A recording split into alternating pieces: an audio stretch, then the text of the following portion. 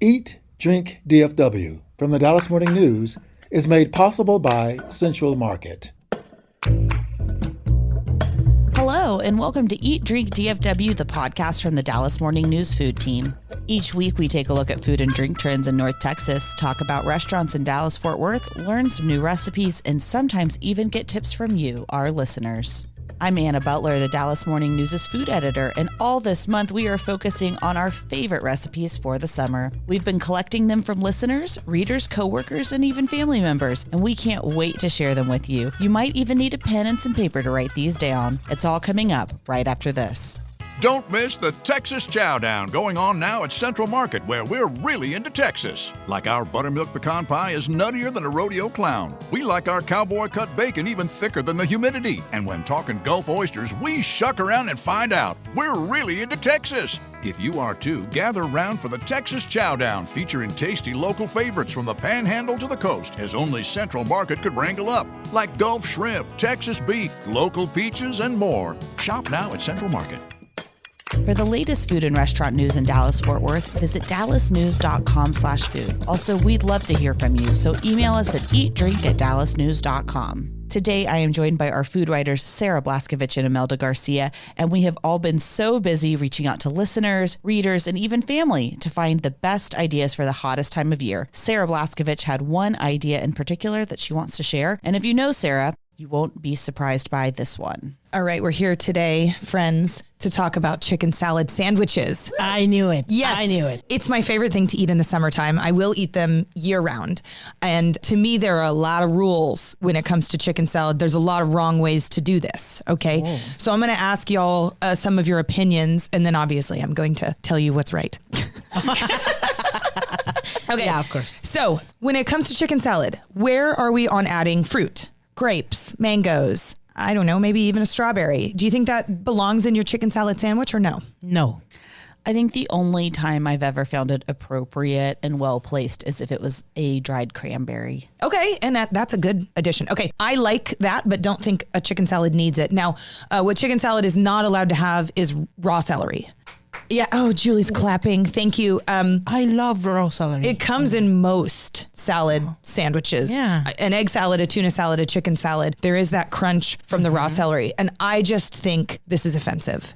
You really, really hate celery in general, though. I do. I hate raw celery. Celery belongs cooked in some soups and stuff, but I want it to be as invisible as possible. And that involves chicken salad sandwiches as well. I have a problem with celery, but also most vegetables if they are chopped in such a way that they're too big for a bite or they kind of ruin the rest of the bite. Totally agree. I think if you could really, really thinly slice or finely dice, there might be a place for it, because I do like the undertones a raw celery adds, but also texturally it can be a bomb. Agree. I love crunchy food. So celery for me is that crunchy thing. Yeah, and I do think chicken salad needs crunch, right? That's why I think like a halved red grape can give you that nice texture without being celery, which who wants to be celery? You know, that's just what I think. I think it's like an annoying green vegetable that's too crunchy and otherwise has no personality. It makes me think that if we were talking about spirit animals but food, no one would want to be celery. Nobody wants to be celery.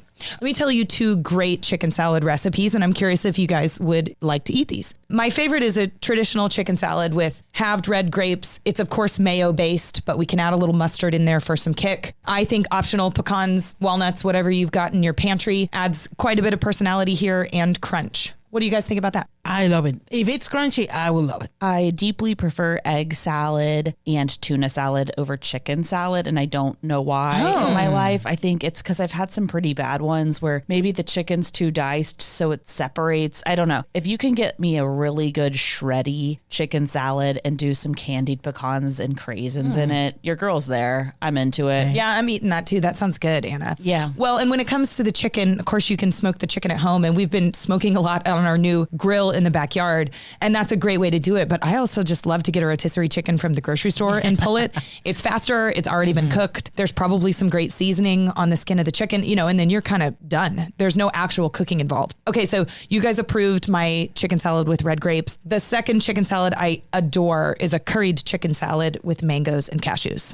That's interesting. Mangoes, I can see. Cashews, not too much. They need a little bit of a dice, or else you get the too big bite that Anna was talking about. Yeah, And I know that curried chicken salad is one of the ones that I think people maybe have more opinions on. Do y'all think that, a good Asian chicken salad belongs in this pantheon? Yes. Also, an actual salad with like all the Asian chicken salad ingredients on top. Oh, man. Yeah, I love a good peanut vinaigrette with something like that and some shreddy good carrots in there. It becomes something else. But, it's a cousin. Yeah, and maybe we're doing slivered almonds. And then if you're my mom in the 90s, you'd throw in some like toasted ramen noodles. I have an idea for your salad. Sarah, I will take your salad, I put it in a bread, and I throw in there a bunch of Flaming Hot Cheetos. Heck yes. Yes. Oh, I'm eating that every day. No, not every day. No.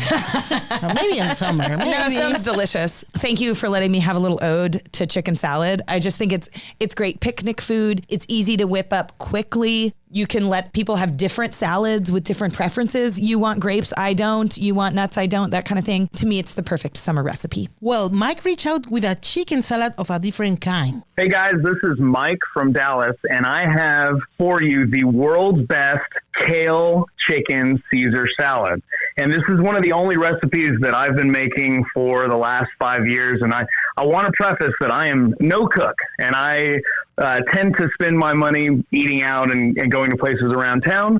But that being said, this is one of the few things that I have consistently made over the years and is really, really easy. And in fact, when I take the salad to parties, a lot of times I get parents that tell me, hey, my kids love the kale Caesar. I need the recipe and I want to make this for my kids because they enjoy it so much, which I can't say that I like salad when I was a kid. Everything's pretty much, batch ready to go. I go and buy just a generic supermarket bag of kale. And then I think that there's like one important step to start, which is you have to chop all of the stems off of the leaves because people don't like the stems. You want that leafy goodness. So first things first, chop off the stems. Then I put that in a bowl. I add my rotisserie chicken. I throw that in, just kind of eyeball it as much chicken as I want. I throw in my croutons, and then I actually go back. I double down on the chopping. I want that thing turfed up. From there, I want to add my Parmesan. With the Parmesan cheese, definitely want to do shredded. It rounds out the salad better than a grated or a shaved.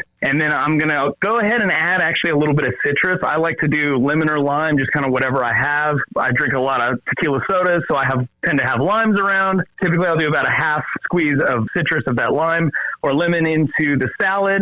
And probably the most crucial part, at that point, I'll add the dressing. Cardini Caesar is definitely the way to go. I've probably tried 100 different Caesars for this salad. You want to do Cardini's. So Cardini's is the move. I add that again, just kind of to taste. I tend to put a little more on there than I probably should. And then I throw some hot sauce. And, if it's Tabasco, I'm kind of a hot sauce connoisseur. So if it's Tabasco that I have, I'll use some Tabasco or one of the other like hot sauces that I have just to give it some extra kick. If I'm going to choose to eat a salad, may as well, give it some action. So that's my recipe for you. I hope you guys enjoy. Y'all, I've already made this recipe multiple times, like I think 4 different times, and we're having it for dinner tonight. It's super easy, and I had everything on hand except the Cardini's, which I can't find anywhere.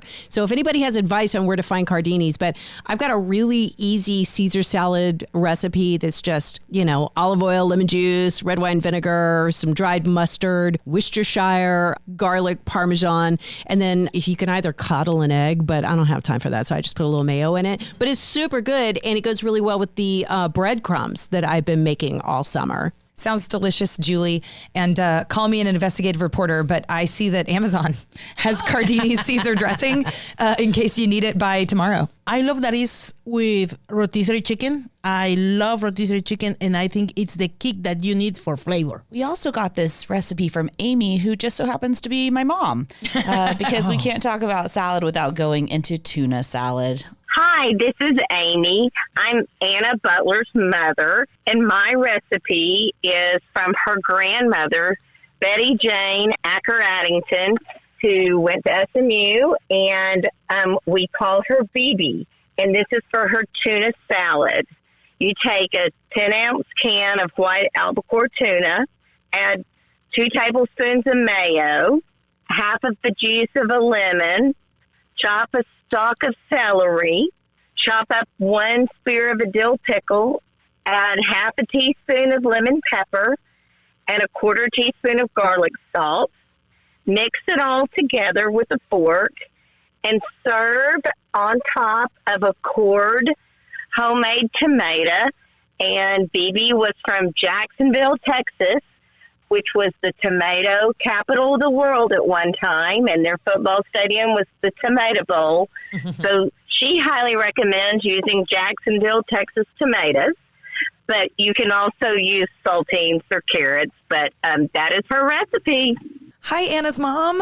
Hi, Amy. It's very nice to listen and meet you. It's like my mom also loves Imelda. I'm so sorry. She likes everybody, but she always is like, I wonder what Imelda's doing right now. And I'm like, I don't know. It's a Tuesday at 8. Usually I'm making dog food, so yeah.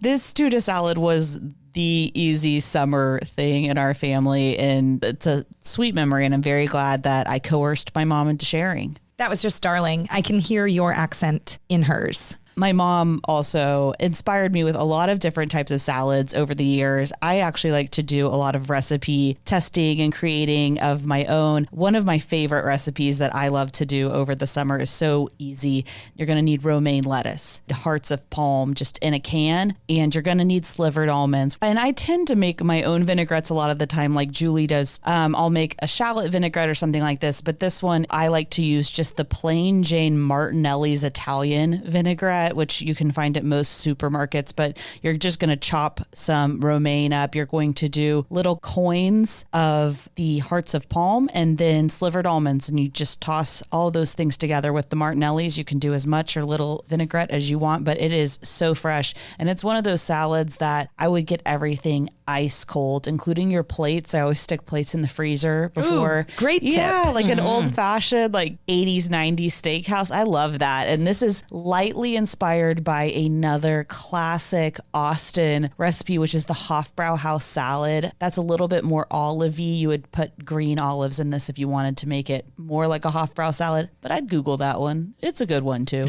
Sounds good and sounds cold. Julie's daughter actually had a pasta salad share for everyone. Hi, this is Emma from Dallas. I'm actually Julie's daughter. I'm home for the summer, and I wanted to share a recipe that utilizes a lot of summer produce that I really love. Kind of cools you down after a long, hot day. It's fresh tomato, fresh corn pasta salad with a spicy jalapeno lime lemony vinaigrette.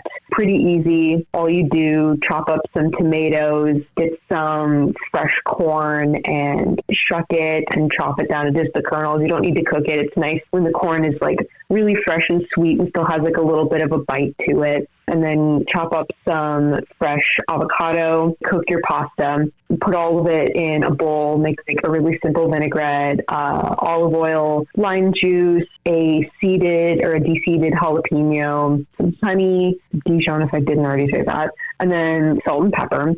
Mix it up just so it's got like a little heat, acid, a little bit of sweet going on all at the same time. Pour it over your pasta salad. You could add any kind of cheese that you want, but like a nice salty but mild cheese is really good on this one. And you can make it in advance and keep it in the fridge. It's pretty good for a while, especially once the dressing kind of soaks into everything. Yeah, it's pretty good. You can add any protein you want on the side, or even mix it in if you want to add like beans or chicken or anything like that. It would be really good. Very versatile. I just love to hear from Julie's daughter. Hi, Emma. I love that it has all the flavors, sweet, sour, and everything. I love it. I also think this is one of those dishes, like she said, that is better the longer it sits. Mm-hmm. And I love that when you make something and it's good, but then the next day, gosh, it's hot outside, you don't want to cook again. And you're like, I have Emma's salad in the fridge and it's better on day 2. Emma's recipe reminds me of a shrimp dish that I like to make. Super, super simple. You're going to need a shallot. You'll cut it in half because you really only need half a shallot. You're going to soften that in a little bit of butter on the stove. You're going to add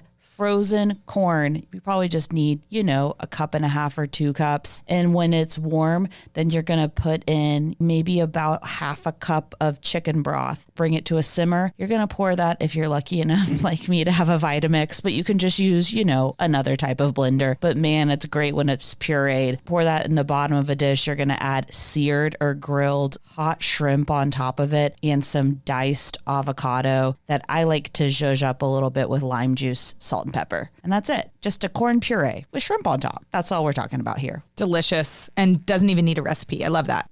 We also got this excellent reminder from Brent. Hey, Sarah. This is Brent Daly in Dallas. When the temps hit triple digits, I skip the stove and go for an ice-cold Sancerre.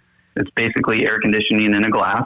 I pair it with a 5-minute grilled fish taco, little pico, squeeze of lime, bottle, tacos, patio. Summer is solved. Brent, thanks.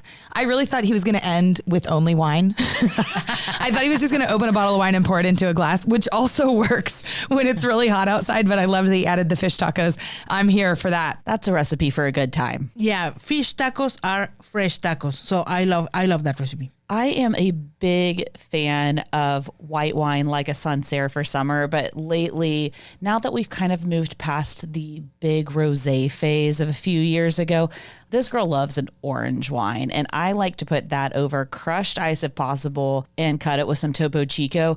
I'm not afraid of the alcohol. It's more, I just think it's like a really great buzz all afternoon long. So it sneaks up on you. It surprises you, but it's so refreshing to have orange wine with especially a hard bubble like a Topo. I mean, you can totally use Waterloo or one of the fun flavors even to combine it and mix and match, but I love Topo Chico and orange wine. It's like those pills that are slow release, right? It's going to be all day long. The effect is going to be slow release wine. Or you could just open another bottle if you run out of the first one. And that's all the time we have for today. If you have an easy summer recipe to share, email us at eatdrink@dallasnews.com. And we don't want you to miss an episode. Make sure you're following Eat Drink DFW wherever you find podcasts. Special thanks to our producer, Julie Fisk. For the news, I'm Anna Butler. Thanks for listening, and we'll see you next week. Eat, Drink DFW from the Dallas Morning News is made possible by Central Market.